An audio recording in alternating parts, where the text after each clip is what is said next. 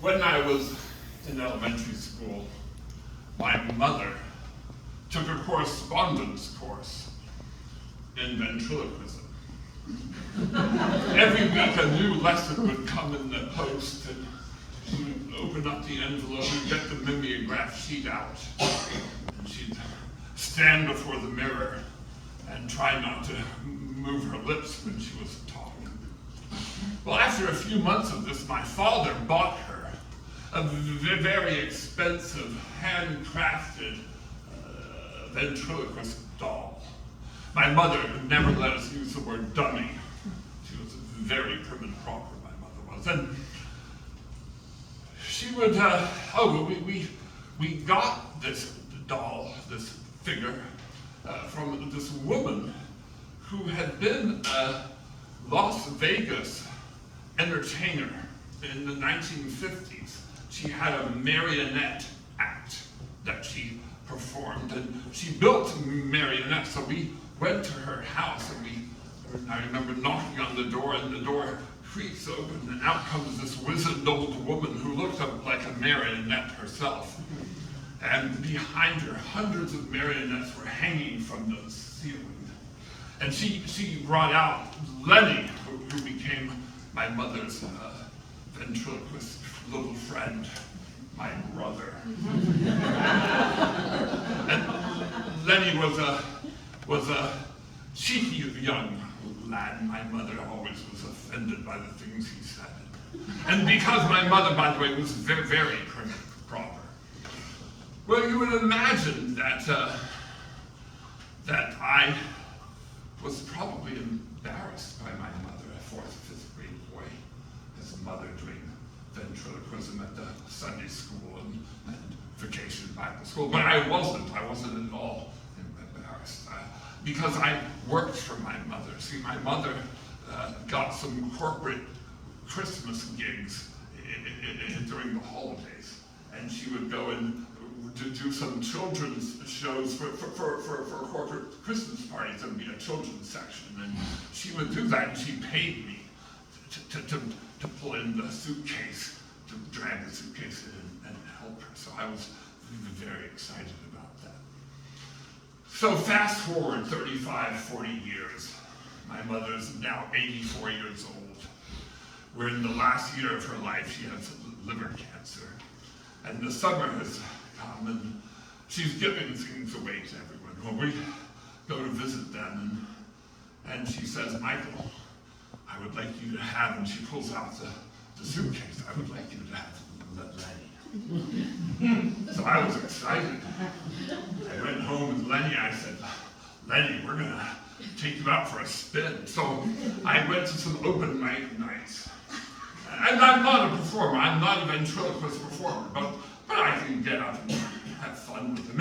And I had told many stories about Lennie over the years, so all my friends knew him. So I was having some pretty good open mic nights. And then I had a charity gig. We did a fundraiser every year for the Sweden, Camp Sweden, is a camp for children with diabetes. And for the last 15 years, I had performed in my band. And this year, I was the MC. And I was so excited because I said, I was, it's a transition between bands. I would get up and do my spiel. So I said, I'm going to introduce Lennie at the end. That'll be kind of fun. So the show goes sideways. I can't tell you the story because it's so inappropriate, and I've been told that this has to be child friendly. Just know that never again was I to perform there. This was they would have nothing to do with me after this. And it wasn't my fault, and that's the worst part about this. Well, I thought to myself, Mom can't hear about this. I said, I hope, I pray that Mother goes to her grave never hearing this story. Well, that Thanksgiving, we drove up to Burnett, where my parents lived, retired to the hill country, And usually, right before we get to the house, I give them a ring, and I say, Mom, I'm 5 minutes from the house, and she'll get the pot of tea. My mother's English, by the way, and so she'll have to get the kettle on, and we'll have a nice pot of tea when we get there. So I called, and my dad answered the phone, which is strange. He said, well, Michael, your mother's in the emergency room. I said, okay, I'll go there. So my wife drops me off there, and I go in, the cancer has gone from her liver to her lungs. And so she's in the emergency room. And you know how that is, you stay there for hours and hours. So I said, well, Mom, I'll just sit with you and we'll talk. So we sit and chat, and I told her about my classes and my students and my children and my grandchildren. And there was a lull in the conversation. And I told her the story about Lennie. Well, she just starts laughing so hard, she's crying. The nurse runs in and says, what's going on? And my mother says, oh, Michael, that's such a funny story.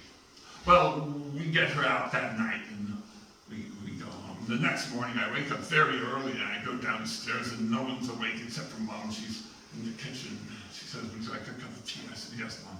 So we sit down at the breakfast table, and she says, now, Michael, I woke up early this morning because I was so worried about you and Lennie. She said, now I know you're not responsible for it, but you're the one who's going to be judged for it, she says, and I just worried about you being a school teacher, and you have to be above suspicion. She said, I think we're going to have to get a lawyer to come in and add a rider to to Lennie's adoption papers. Right? So we're going to want to I wrote the words down here. We're going to want to make sure that you do no indelicate, improper, or indecent acts. And it's been about 7 years since my mother passed away. And I just can't trust Lennie, so we haven't had another show since. Thank you.